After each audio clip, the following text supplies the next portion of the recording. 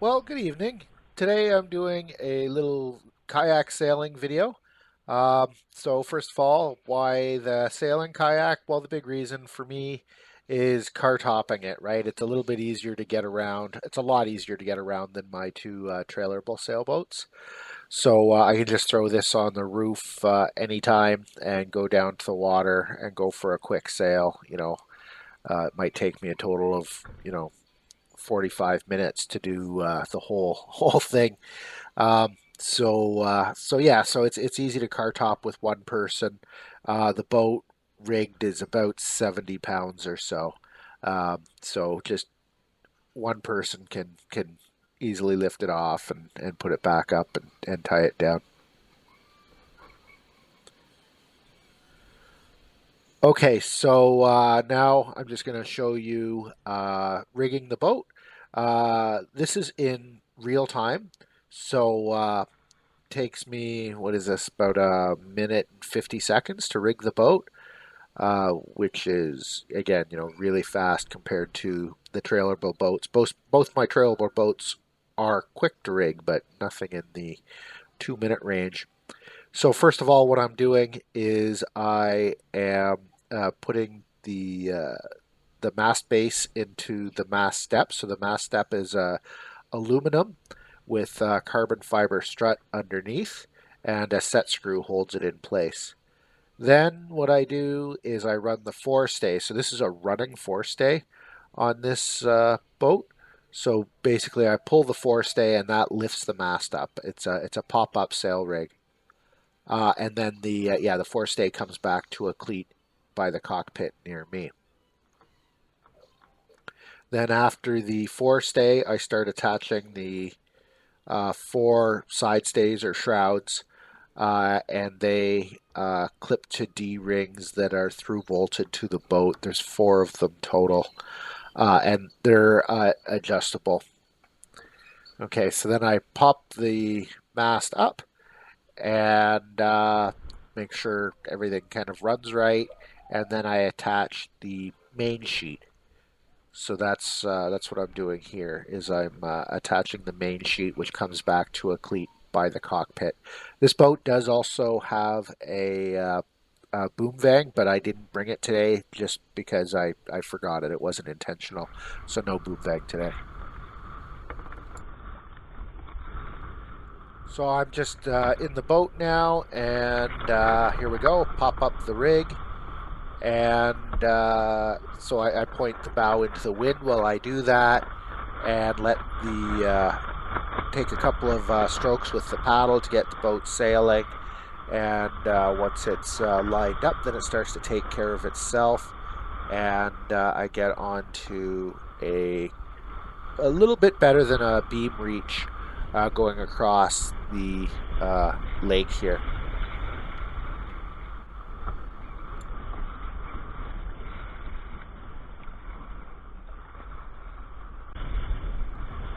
So still reaching across the lake here on my first tack.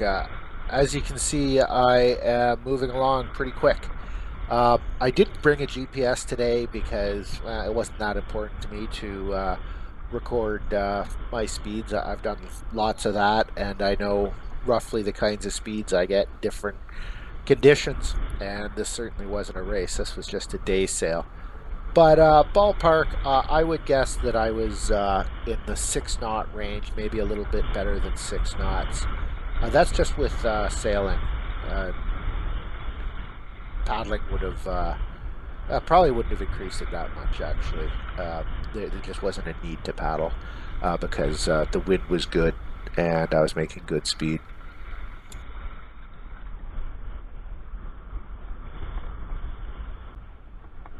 For wind speed today, I went out specifically because I saw a good wind speed forecast, and the wind speed was forecast for 29 knots, gust to 29 knots. Now this is an inland lake. I don't know if I got 29 knots in the gusts, although I might have. There were some good gusts, and air temperature was about 8 degrees Celsius.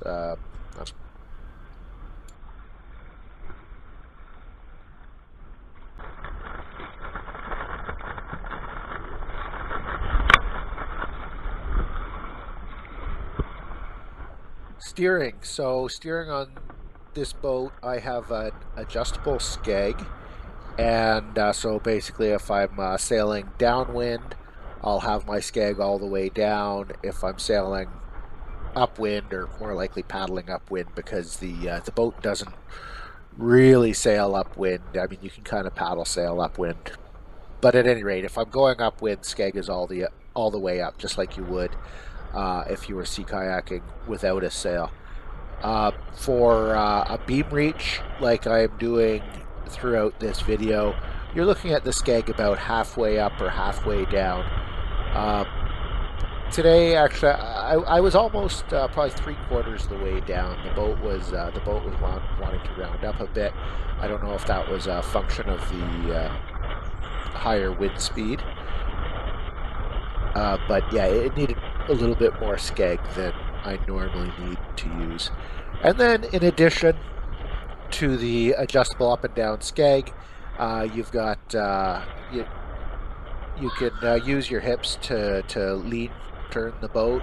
And then I've also got my Greenland paddle. So the Greenland paddle, you do a couple of sweep strokes on one side is the most effective way to turn without losing speed. The other alternative you have to sweep strokes is rudder strokes. But rudder strokes, you're hitting the brakes a bit, so you are losing speed. I do use rudder strokes, but my preference is always to go for the sweep strokes to turn when I'm turning with the paddle, because instead of slowing you down, they accelerate you, and I think they use probably about the same amount of energy, maybe a little bit more energy than a rudder stroke, but I prefer the sweeps when I can.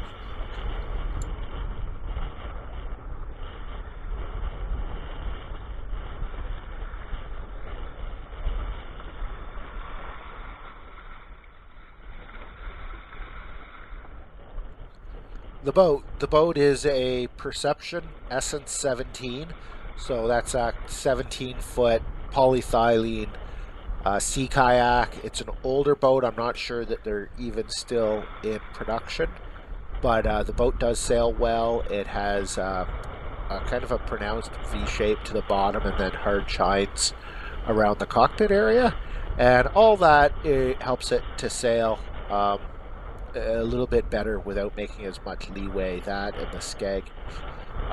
When I was talking about the skeg, actually, I forgot to mention I do have a rudder for this boat. I have a Harmony Blade aluminum rudder with Smart Track Tow Pilot steering, so that's foot controlled steering, which is a really nice setup.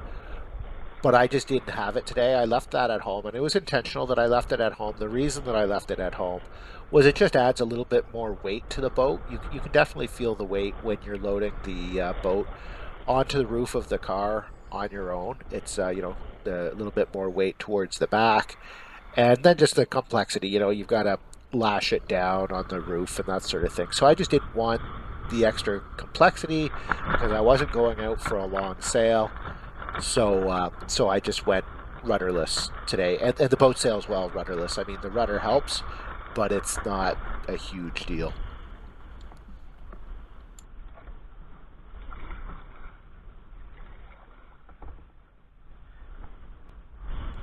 So, like I mentioned, the Perception Essence 17, I think, makes a fairly good sailing platform.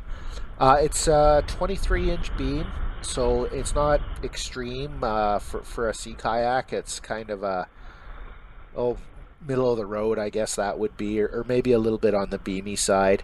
And it's high volume, so you can see the wind is blowing. There's some spray. I'm on a beam reach, and I didn't wear my spray skirt. Of course, I do have a spray skirt for this boat, but I didn't wear it on this day, and I didn't get wet. I didn't get water in the cockpit. That's how high volume this boat is it's a really dry ride.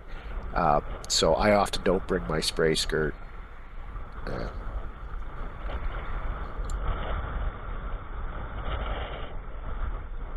Okay, so that was about a 1 hour sail in my Perception Essence 17 with Falcon Sail. I made about 6 tacks back and forth across the lake. I did lose some ground to leeway. The boat doesn't have a dagger board or a lee board or anything of that nature, so it does make some leeway. Uh, you can make some ground upwind with the sail up if you paddle sail, but I wasn't paddle sailing, I was just sailing, and it's pretty hard to not make leeway. So here I am just doing a rudder turn, taking the sail down, and I got about a half-mile paddle back to dock. Okay, thank you. That's kayak sailing. Bye.